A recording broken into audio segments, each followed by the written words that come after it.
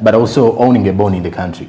Okay. So he was saying the issue of paying taxes at the cost becomes difficult. How? That in most cases, they happen to get these vehicles without clearing off first from where they've got them. Or they may actually get them at a price, or it may be just like a loan. Someone gives you at a less amount, then you will clear in the long run. Yes. And then it's that the Ghana Revenue Authority had given them 6 months once these vehicles are in the country. I don't know if that is true. It's true. Before paying any tax. It's true. Then they start paying taxes for each vehicle after 6 months. Now he says that if they start paying taxes for these vehicles at the cost, imagine if they bring these vehicles into the country and maybe one gets damaged or two, it remains in the bond for even 2 years without even clearing. It may be, it brings upon a number of losses for them.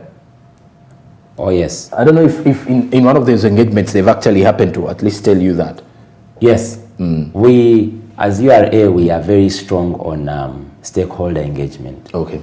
And as a revenue authority, our leaders, the Commissioner General, the commissioners, and our leaders all the way, one of our core perspectives is stakeholders. Okay. So we are in constant engagement with the traders. Now, and what they're saying is true. Okay. That when you pay, because it is either way. For us, we are saying that don't hold all vehicles from 1 year of manufacture to 14, all of them in the bonded warehouse for 9 months. Okay. Now, URA is saying no. Let's break them into two. Yes. Those that are between 1 year, those that are between 9 years to 13 years, hold them for a shorter time of 6 months to avoid those damages. Then those ones that are 13 years and 14, towards not being allowed in the country. Instead of bringing them, then at time of registration, we are saying now it has reached the 15th birthday, not allowed by the law, clear them at Mombasa. Okay. So a trader is able to plan with that middle ground we agreed by the Commissioner General and the traders. A trader is able to plan. If he wants to have more time in the bonded warehouse, then he's able to buy a newer model. Okay. He's able to buy a model which is between 1 year and 9 years from the date of manufacture, or is even better still 1 year up to 13, up to 12 years. Yes, so he's able to plan and segment and buy a newer model. The newer the car, the better for us. Okay. Now, in the latest engagements that you did have with the car, that is the bond business owners, I would at least want to also understand that there is something that with the new measure, it's taking effect on 1st July. 1st July, now, yes. Which measure is that, and what are those things that you actually agreed upon with the bond owners? Okay, that's a very, very pertinent question. Okay. We, first and foremost, we agreed that we start implementing 1st of July. Okay. Why? For planning purposes. One of the canons of taxation is predictability. It is best practiced as a revenue authority that we alert and give time to the stakeholders to plan their payment of taxes in a more predictable manner. So management of URA decided that no, let us schedule this for a time. So we have a month and a half of traders readjusting their new guidelines. The new guidelines. Okay. One of the things we agreed is that, because you asked me what are the things we agreed. We agreed that, one, vehicles that have a year of manufacture from 9 years to 13, let them, actually 9 years to 12, let them be warehoused for 6 months. If you import them, you can import them and you have them in a bonded warehouse for up to 6 months, non-renewable. So you have half a year to plan, look for money, and pay. And if you're a trustable person, if you're reputable in your transactions, because we have the TIN, we can check your history. a trader can even, there is even a provision for installment payment of taxes. Okay. So you can import your vehicle, you sit whether with the Commissioner General or with Commissioner Customs, and we work out a schedule. And you say, no, look, I work with Smart 24. Anytime you want me, you get me. They have my pay slip, I'm not running away. So if the taxes are this, you could pay 50% taxes. You enter a memorandum of understanding with the commissioner, and we give you a schedule for payment. Okay. And in 5 months, you have completed. Meanwhile, after paying your first installment, you get a number plate, and you're driving on the road as you keep on paying your schedule. Okay. So 6 months, we agreed on that. Okay. The number two, we agreed that vehicles with a year of manufacture between 13 years and 14 years, those ones, let them be cleared at the cost. The beauty with motor vehicles, unlike general goods, yes, we have reference values. Every month, as the month begins, URA presents values for motor vehicles, okay, for all the kinds we have. So before you even order a vehicle in Japan, you are able to tell how much taxes it pays. Okay. So as the vehicle is being shipped, you can prepare your money. Upon arrival at Mombasa, the payment of taxes can be done. Okay. Now, I have to believe that the bond businesses are one of the key taxpayers in the country. One Sure. of the huge, if you're to break down some of the sectors that bring in some good taxes. Yes. But accordingly to the situation that we're actually having in the country now, I'm also forced to believe that now they're remitting less taxes. Okay. Because of some challenges that they are facing with their businesses. So if, I don't know, I want to stand to be corrected there, if at all I'm wrong, that they are no longer remitting a lot of taxes. Okay. But what has the Uganda Revenue Authority done to ensure that they make it easier for them on the issue of importation of vehicles? Because first of all, I do believe that now there are no taxes that have been increased in terms of importation, but no taxes have been reduced as well. So is there any way that Uganda Revenue Authority has done, has it put in place certain things to help bond business owners to at least make it easier for them to remit taxes? Yes. We, as URA, we have presence Okay. in every bonded warehouse of a motor vehicle, whether physically or remotely. Each of those bonded warehouses where there are vehicles, Okay. even general goods, we have an officer in charge. Okay. And that is a very key statement, that anytime you have a challenge, anytime there is an information gap, there is an officer in charge and available. Okay. Number two is stakeholder engagement. Because the first proposal was to have all vehicles from 9 years to 14 years, all of them clear at Mombasa. Okay. URA has become flexible and had the pleas of the taxpayers and said, no, fine, let's Okay. relax. And we relaxed. The other part is availability of the information.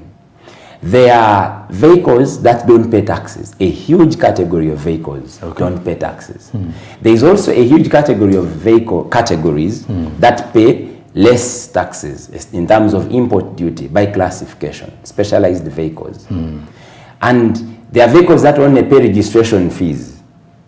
Now, URA is available through our officers to sensitize clients, Okay. to avoid paying extra taxes, yet the law, by the classification of the vehicle, a vehicle should pay import duty of 10% or 0%. Okay. So availability of information. Of course, we have presence of staff. We are as well extending working hours as communicated by Commissioner General on our social media waves. Okay. URA is committed to pushing working hours. If someone has cleared their motor vehicle in a bonded warehouse, there can't be a case that I would have gone, but URA officer is absent. Okay. So we are extending our working hours.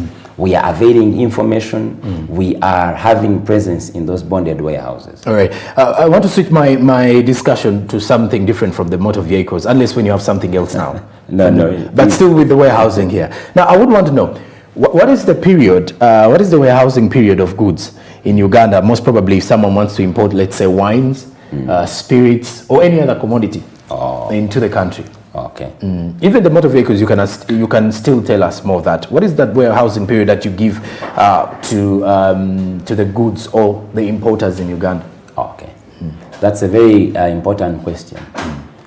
The law, okay, because customs mainly our Bible, yes, what we would call our Bible or Quran if you're Muslim, is the East African Community Customs Management Act. Okay. That act specifies how we handle your goods when you import, how we operate as customs, of course together with other laws and regulations and protocols. Okay. The law states that we are supposed to, the warehousing period is 6 months, but upon request, renewable for an extra 3 months. Okay. And now we have configured in the system, if you're importing wines, importing shoes, clothes, etc. In our system, we have configured it that we give you 9 months, because either way you need it. If you want to take your goods as fast as possible, you may not even take all the 9. Okay. So the warehousing period is 6 months, renewable with an extra 3 months upon request. Yes. And well, let's also now break this down. You say 3 months? 6. 6 months. Yes. It's around 200 days and Sure. above. Yeah. Okay. And also for the vehicles still? No, for the vehicles we break it into 2. Okay. The other ones, the 1 year to 9, of course that it works like this. But the 9 to 13, 9 to 12, if I could say, that category is now 6 months, no renewal. Okay. Yes. All right. Now, also, if I would want to know something, you as a the taxman. Yes. If someone wants to deal with the importation of goods, now currently I believe Uganda is pushing for the Buy Uganda, Build Uganda. Oh yes. But still we have traders, let's say downtown Kampala, who believe it is actually better to at least continue importing in goods. What are those things that they need to do to at least make it safer for one, Uganda Revenue Authority to collect the taxes off them, and then 2, also for them to actually have a smooth running of their business. Then later on, I'll want to ask you something to do with the vehicles. I forgot to ask you the issues to do with vehicles that actually that were the UK saga about vehicles that were wrongly imported into the country. But before that, let us first go into that situation. I would want to know, if I'm an importer, someone who wants to be an importer, there are things we want to know the rightful way of doing this, the importation part. Okay. Wow. The right way of doing the importation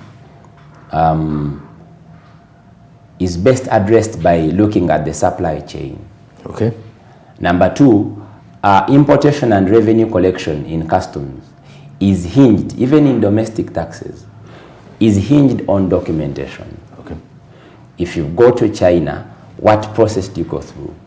When you buy mobile phones and you're buying wines, a whole container, okay, do you just buy? You have a sales agreement, you have a pro forma, and maybe later you agree on a final position, and now you have an invoice, and now you have you're going to purchase, and then now you're remitting money through telegraphic transfer, and then now finally you're agreeing with the shipper, the shipping cost.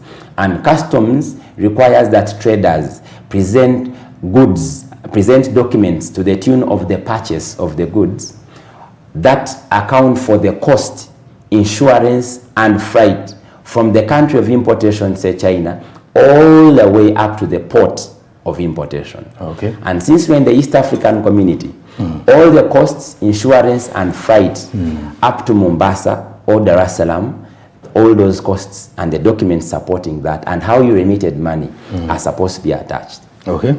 If you're coming by air, we use C and I, cost and insurance. So we don't use the freight because of the challenges, the technicalities involved in the freight. Each one has their premium, and so we requested the World Customs to accept Uganda to use cost and insurance. Now, when you bring those documents, URA licenses clearing agents, firms that act as though you're a lawyer. Okay. This one has a case, this one has to appear before a judge, you need a technical person, a lawyer. Now, the clearing agent is like the lawyer of sorts. Okay. someone says, I am capable, I have the willingness, we train them as customs, and after training them, we give them licenses to operate on behalf of customs.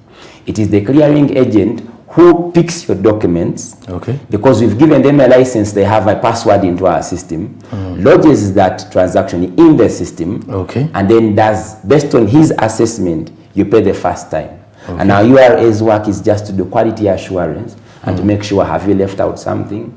If yes, we give you a top-up revenue, pay something extra. If no, goods. So what do you watch out for? You need a professional clearing agent. That's the starting point. When you get a quack clearing agent, or one who is shady, or one who is not professional enough to hand walk you through all the way to your final store, then that's where the challenge comes in. So you need a good clearing agent. Number two, you need to have your documents together. Number three, you need any suspicion. Contact URA. All right. Yeah. Last year, the United Kingdom started, should I say, how can I even call it? They're actually doing an investigation of vehicles that are wrongly in the African market. That were imported from the United Kingdom, and should I say Range Rover models. And most probably, when they mentioned some countries, Kenya was part of those, South Africa, and then Uganda was among those. Have you got in any way a chance to at least see those vehicles in this country, and did we even get them? Like you ably stated, it's an investigation. Exactly. The taxation system in Uganda is a system. And if people stole or people smuggled out vehicles through a watertight British system, how about us? I'm not saying yes or no, but I'm saying that people, unscrupulous, heartless people, can beat systems. Systems are beatable world over, even by first world countries. So, but as URA, we have not folded our hands. I previously worked in enforcement in customs as a supervisor. And I know it very clearly that before we license a motor vehicle, especially with such reports coming up, high performance vehicles that are changing nationality, previously registered in Britain, or even Kenya, or Tanzania, or Rwanda, or Zambia, Namibia, before we register those vehicles, we must get an Interpol clearance. And those letters are delivered to us. We confirm with our Uganda police, the Interpol of Uganda police, that in their database, that vehicle is not appearing as stolen. And the moment we get the clearance, then we have... You're actually very right, by the way, because the mere fact that the vehicle can cross the sea or even the other borders and having letters that completely show you it is rightfully imported, then that shows you how sometimes you wouldn't want to put the blame on the Ugandans sometimes. But anyway, after the break, Mr. Basoga is going to be taking us through one of the privileges you will enjoy as an importer. I think that is some serious part he's going to talk about, and also give us more of what Uganda Revenue Authority has to offer. So stick around. We have 10 minutes after the break to sum that discussion up. Then we'll be right back. Good morning.